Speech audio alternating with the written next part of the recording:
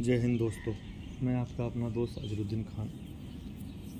जैसा कि मैंने अपनी पिछली वीडियो में बताया था कि सभी के लिए था वैसे, मगर स्पेशली महिलाओं के लिए जो चक्की पीसने वाली एक्सरसाइज मैंने बताया था ना, ये पूरी बॉडी अपनी इस तरह से मूव करती है उसमें। तो ये जो अपने कमर है, अपना ऊपर का चेस्ट वाला शरीर है, अपने मसल्स हैं, तो ये मजबूत होते थे उससे, और फालतू की चर्बी फैट इनमें कुछ जमता नहीं था। उसी के लगातार में आज मैं आपके लिए लेके आया हूँ स्ट्रेचिंग एक्सरसाइज। अच्छा, स्ट्रेचिंग एक्सरसाइज करने से पहले मैं आपको बताना चाहूँगा इसकी उपयोगिता क्या है और ये क्यों ज़रूरी है। तो आजकल की दौड़ भाग वाली ज़िंदगी में हमारे पास समय नहीं है, और व्यायाम के लिए तो बिल्कुल समय नहीं है। मोबाइल चलाना हो, हमें सोशल मीडिया पर रहना हो और फालतू की वीडियोज़ देख देख के अपना टाइम बुलाना होगा, अपने पास बहुत समय, काफ़ी समय, अपने पास समय ही समय उसके लिए तो।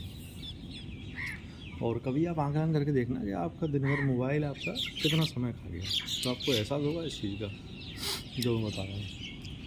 अच्छा, जिस शरीर की वजह से इस दुनिया का हम उपभोग कर रहे हैं, दुनिया की चीज़ों का उपभोग कर रहे हैं हम, दुनिया का क्या नाम है, इन सब चीज़ों का जो अपन फ़ायदा उठा रहे हैं, मज़े ले रहे हैं, तो इस शरीर की वजह से, शरीर सही है इसलिए ले रहे हैं। तो जिस दिन ये संग छोड़ गए ना, फिर आपके पास किसी के लिए समय नहीं रहेगा। एक छोटा सा चारपाई, छोटा सा बिस्तर, उस पर पड़े रहो आराम से। खाना पीना भी आपके ज़रिए से नहीं होगा, कोई दूसरा ही कराएगा फिर उसको। तो इसलिए जो स्ट्रेचिंग एक्सरसाइज मैं आपको बता रहा हूँ उसके लिए बहुत कम समय चाहिए। मैं मानता हूँ अगर आपने 5 मिनट उसको कर लिया ना, 5 मिनट इनफ है। 5 मिनट तो आप कम से कम निकाल के मेरे ऊपर मेहरबानी कर सकते हो, क्योंकि स्वस्थ शरीर बहुत ज़्यादा ज़रूरी है और इस चीज़ का आपको पता चलेगा। चलिए बिना किसी देरी के शुरू करते हैं। स्ट्रेचिंग एक्सरसाइज आप खड़े होकर भी कर सकते हो, बैठ के भी कर सकते हो, जैसा आप चाहें, कोई दिक्कत नहीं है। स्ट्रेचिंग एक्सरसाइज में शुरुआत जो होती है ना, वो अपने ऊपर से होती है, ऊपर से नीचे तक स्ट्रेचिंग में पूरी बॉडी का स्ट्रेच करते हैं। तो सबसे पहले हमारी जो गर्दन है ना, इसको right to left, left to right, बिल्कुल धीमे धीमे, बिल्कुल धीमे धीमे, किसी चीज़ का कोई प्रेशर नहीं। फिर राइट टू लेफ़्ट,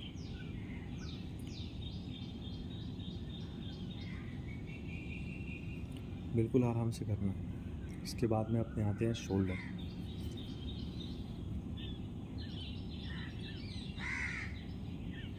आते अपने हाथ,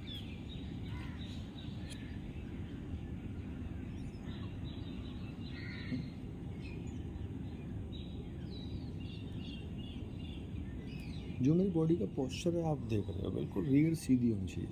इसमें जो पोस्चर है ना, उसका पूरा ध्यान रखना है आपको। हर एक एक्सरसाइज में पोस्चर का ध्यान रखना है। फिर उसके बाद अपने ये दोनों हथेलियाँ सामने की तरफ रखिए, एक हथेली से दूसरी हथेली को पीछे की तरफ पुश करना, फिर आगे की तरफ, फिर ये वाला दूसरा वाला हाथ अपना, फिर ये। तोड़ नहीं देना है, इस चीज़ का ध्यान रखना है कि हमें नुकसान हो नहीं, फ़ायदे के लिए कर रहे हैं हम, नुकसान के लिए नहीं कर रहे हैं। उसी तरह से अपना ये हाथ यहाँ से ये तरह से कोहनी से पकड़ा, मेरे से पकड़ के जितना हो सके उतना अपने बाईं साइड में खींचना है।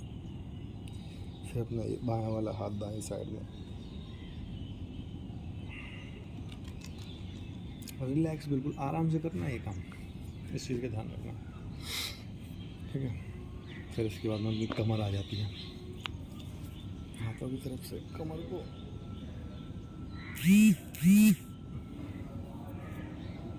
दूसरी साइड में। ये जो मैं आपको बता रहा हूँ इस चीज़ का ध्यान रखना है आपको कि ये बिल्कुल धीमे धीमे करना है। मैं आपको समझा रहा हूँ, हो सकता है मेरी स्पीड थोड़ी ज़्यादा हो, मगर आपको बिल्कुल धीरे करना है, रिलैक्स। एक्चुअल स्पीड जो मैं आपको बता रहा हूँ वो ये है।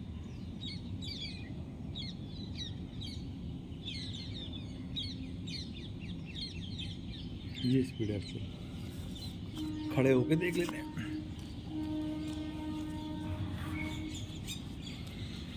अपने कमर पे हाथ रख लिए, पंजे को आगे की तरफ, फिर पीछे की तरफ, फिर आगे की तरफ, फिर पीछे की तरफ, फिर आगे पीछे, फिर दूसरा पैर आगे पीछे, आगे पीछे, आगे पीछे, ये हो गया। फिर उसके बाद में अपना दायां पाँव मोड़कर अपने सामने, जितना हो सके धीरे धीरे ले, फिर अपना बायां पाँव मोड़कर अपने सामने, फिर उसके बाद में पंजे को मोड़ के अपनी दाईं टांग को धीरे धीरे स्ट्रेच करना है। खिंचाव आपको यहाँ महसूस होना चाहिए, आपको खिंचाव इस साइड में महसूस होना चाहिए, जान के आगे।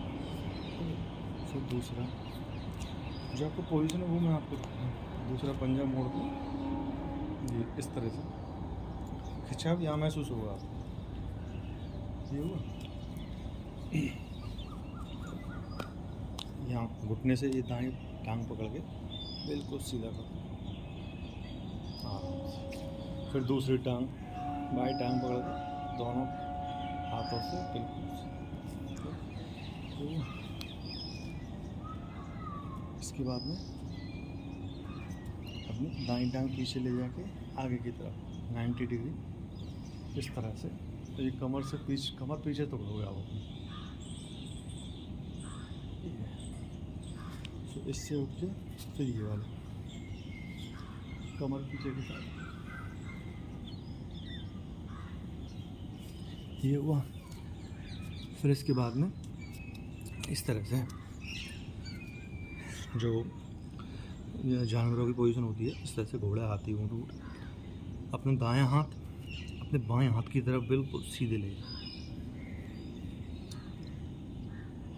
और दाएं कंधे के ऊपर इस तरह से लेना, फिर ये लेके पोजीशन, फिर अपना बायां हाथ ले जाके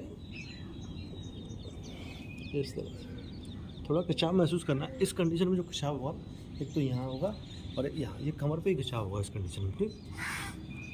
फिर पीछे की टांग थोड़ी चौड़ी करके, टांग चौड़ाने के बाद में अपना ये हाथ अपने घुटनों के बीच में ले जाना है, फिर दूसरा हाथ घुटनों के बीच में, ये पोजीशन, ठीक है। फिर इसके बाद में आते हैं अपनी कमर,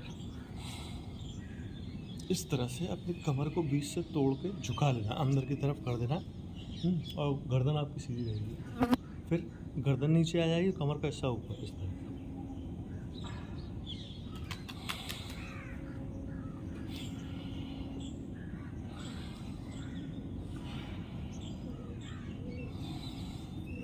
ये पोजीशन है।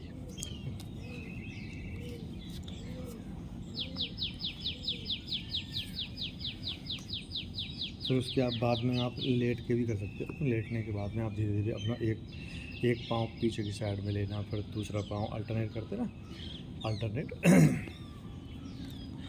फिर उसके बाद में अपने दोनों हाथ पीछे की साइड में रखें। मैं क्या इस चीज़ को कर सकता हूँ इजीली, इसलिए मैं पीछे रहता हूँ, और आपके लिए मैं सबसे बढ़िया बताता हूँ। बाएं घुटने पर अपने दोनों हाथ रखें, धीरे धीरे अपने कमर से, कमर स्ट्रेच होगी, इसमें हमारी कमर स्ट्रेच होगी। दाईं साइड की जो हिस्सा है कमर का, इस पर खिंचाव पड़ेगा इस तरह से। जो पोस्चर है ना, उस पर ध्यान दीजिए आप, जो मैं आपको बता रहा हूँ।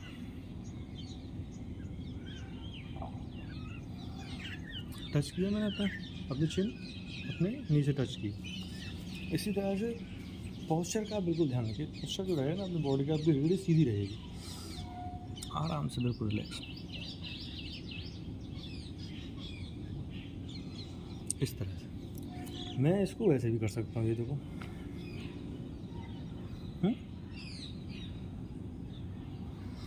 इसमें एक चीज़ का ध्यान रखना है कि जिस साइड में बन जाएंगे दूसरी साइड का पैर ऊपर नहीं होना चाहिए, ये कंडीशन है। ये तो इसे दबा लो, फिर धीरे धीरे जाओ, क्योंकि बॉडी का स्ट्रेच है ना, स्ट्रेच जब ही होगा।